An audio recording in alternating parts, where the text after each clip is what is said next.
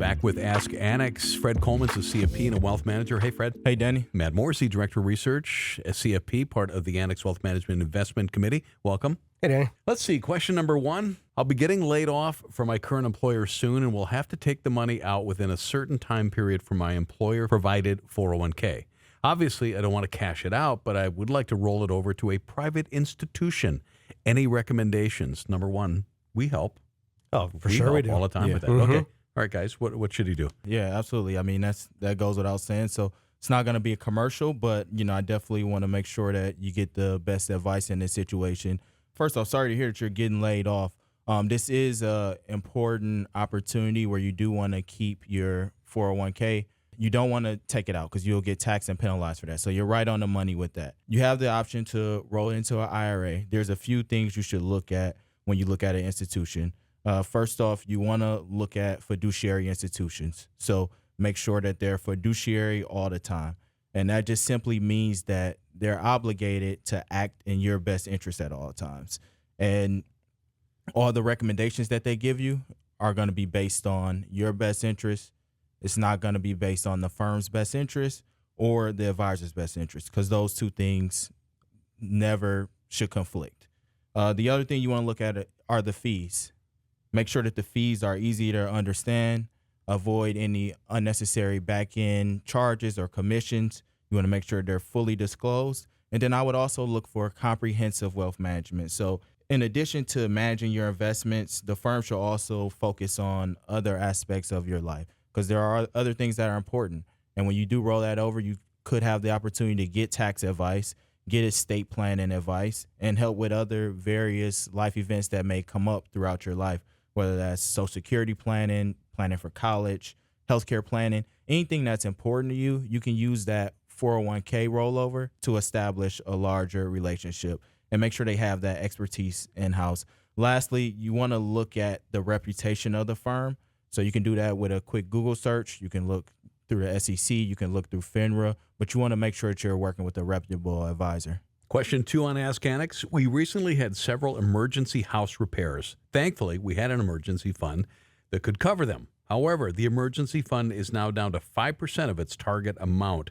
Would you sell investments for a quick refill or slowly build it up over time and just sell investments if another emergency comes up? To me, this comes to what level of risk do you want to take?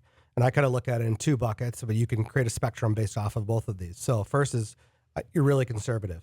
If you're really conservative, the idea would be, okay, let's trim your investments now, restock your emergency fund, and sleep well at night. That way you've hit your goal. You're all set. If something happens, you're ready to go without any problem. Biggest risk that you're taking at that point is that the markets keep going up and you're invested in equities and you're giving up potential gains to do so. But that's the trade-off for being conservative and sleeping well at night. So that's one side. The other side is being aggressive and saying, you know what, we're going to let this ride. Markets have been going up. We're gonna hopefully go up with it, and we're going to slowly build that emergency fund over time.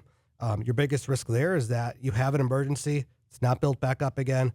You need to sell stocks, but the stock market's down 10 or 15% from the all-time highs, and now your emergency just became even more expensive than what it would have been before. So you're trying to look at those two things and go, what's more important to you and what's going to make you sleep better at night, and trying to figure that out. Now, one thing I would just add on if you're going to keep money invested side is if you're up already on those investments and it's a taxable account, you're going to have to pay taxes. So keep that in mind. But if you're up, you have a little bit of a buffer there, right? If you had a $10,000 fund, it's now up to 11, you have a $1,000 buffer. That's profit. So even if the market pulls back and you're back to your $1,000, well, that's a wash. So just kind of think of it that way as well too, that, hey, yeah, maybe I wasn't at my peak like I might've been before, but I was up. I'm just back to where I was. It's almost like I had the money in the bank the whole time, so that's another way to look at it as well too. Yeah, I completely agree, Matt. And, from a planning standpoint, the way that I would help you rebuild that is one of two ways. There's two ways to approach it. The first way is to just look at your cash flow. What are you saving? Outside of your 401k match or any other tax-free opportunities, I would redirect that money instead of feeding into those investments, feeding back into the emergency fund.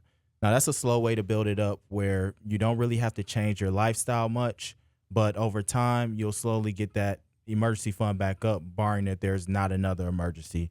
The other way is a little bit more aggressive, where it still won't interrupt your investments, and that's just a complete spending freeze. If you're really uncomfortable with having a low emergency fund, you're looking at everything outside of your must-have expenses, so non-discretionary expenses. So outside of food, housing, utilities, and gas, anything else outside of that, you want to cut and just build that emergency fund up as soon as possible. That's much harder, but I've seen people build it back up in 1 and 2 months or even quicker if they need to. Fred Coleman's a CFP and a wealth manager at Annex Wealth Management. Ask Annex. Thanks. Thank you. Matt Morzy, Director of Research and a CFP at Annex. Thank you. Thank you.